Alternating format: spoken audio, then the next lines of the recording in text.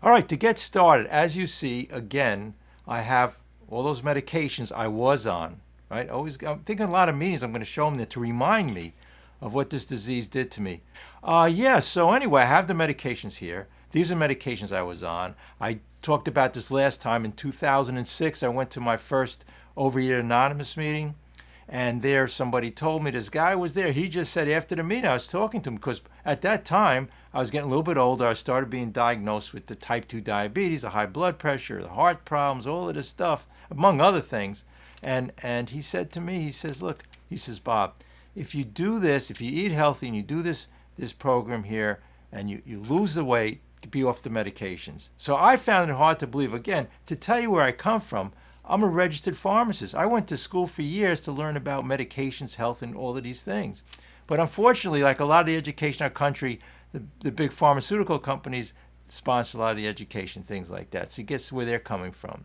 Just like we have with the food, the meat and dairy industry, all of these people we're up against. That's why when we work this program, these steps, we need that spirituality to get over all this abnormal way of thinking that we have. I went on a healthy diet.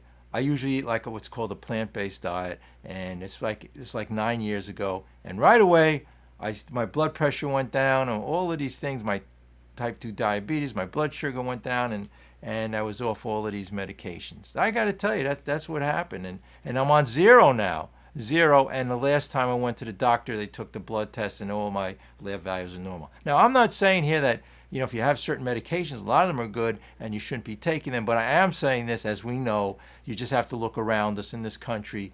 More so people are getting all of these diseases we didn't have before, right? All the type 2 diabetes, it was for, they called it maturity onset diabetes. Now it was called adult onset, but now children get it. So anyway, as we go along, and there's only one solution, by the way. This meeting and these steps are going to give us the solution. I never understood what is the connection between the steps in this program here and spirituality and my food addiction.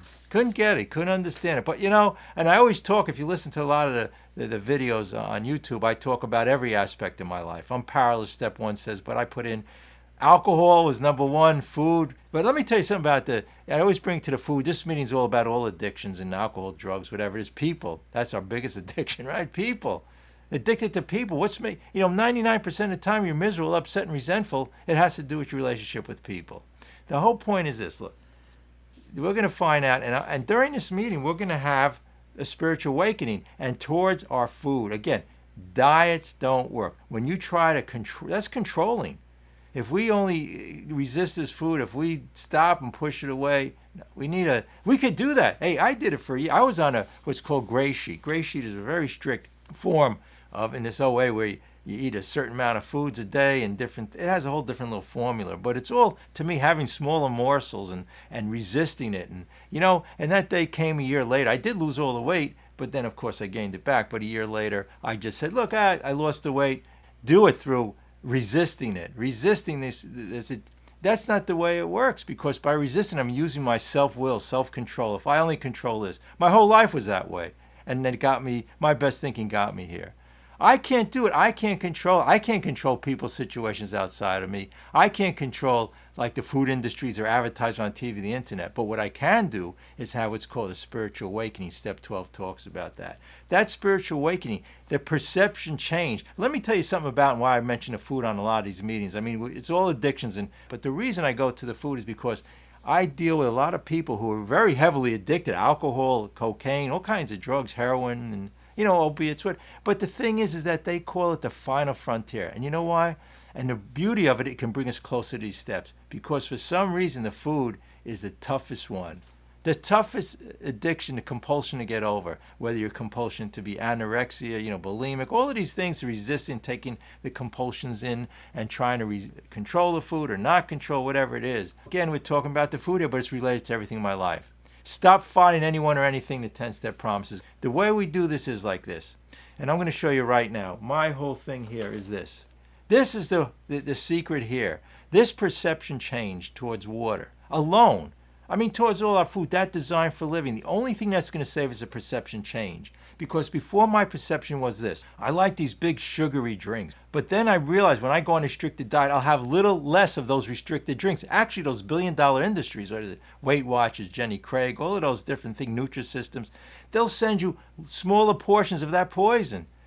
You know, it was bad enough having the larger portions. How are you going to survive on a smaller portion? So the whole secret is the design for living. It's changed. This is the way we were meant to be. Look, also in life, we were meant to be joyous and happy. We were meant to think of our body as God's temple. This is the natural thing.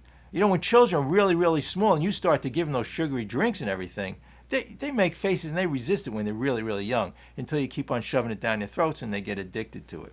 You know, by the way, the scientists and everything, the food, you know, do you want to be a slave to the food industries? They have psychologists, they call it, I have an article here called the bliss point. The bliss point, this is what they do. They try to sit down and figure out all of these manipulations of food and this synthetic stuff. The problem is not only is it not nutritious, but it's 3 or 4 times the calories. Processed food, it's called. When you go to a supermarket, 85% of it's processed, but the perception change. I have fruit here, and you know, all kinds of stuff. And the whole thing is that it's that perception change. Do you want the synthetic stuff? Do you want something like an apple, an orange, and I have a banana here? The whole point is this, look, it's the perception with the food. But when we work this program, perception is my whole life. My perception, that's the whole key here, is our perception change. 95% of our problems are perception. It's perception of the situation. And how do we know that? You'll have 10 people in the same room, and guess what? They'll all have different opinions. So when we change our mind and our thinking, and we're rocketed into the 4th dimension. Again, let me explain, and so we can have that spiritual awakening at this meeting. The 4th dimension means we're out of the self, out of the 5 senses. We get that 6th sense. We're out of the taste, smelling, seeing. This all has to do with things of the flesh. Why do they call gluttony one of the 7 deadly sins? Along with it, of course, greed, pride. It's all the same thing. If I know the solution to my problems. If I have more food, I'll be better. If I have more money, more success. So the whole thing is the perception change. Even this week, after this meeting, when you look differently at the water and the clarity, and you don't need all of these sugary, crazy drinks that you're addicted to, but you want to replace it with God's consciousness. In some philosophies and, you know, religions, they believe that your nutrition comes from the air or the sun, right? They walk outside and say, that's all I need. I mean, I'm sure they eat more, but they see it. They see the world in a different perception.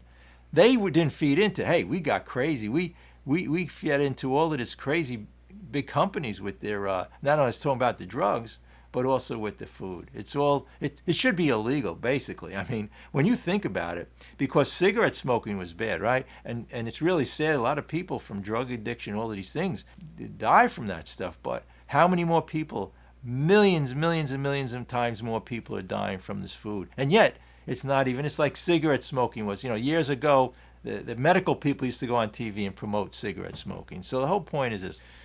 When we have that perception change, you want to be happy, joyous, and free. You want to be a slave every day. The compulsion to eat, and it's maiming your body, and it's causing all that weight and all that problem. Change your thinking. Look at the food differently. Eat wholesome food. My idea of a diet is one ingredient.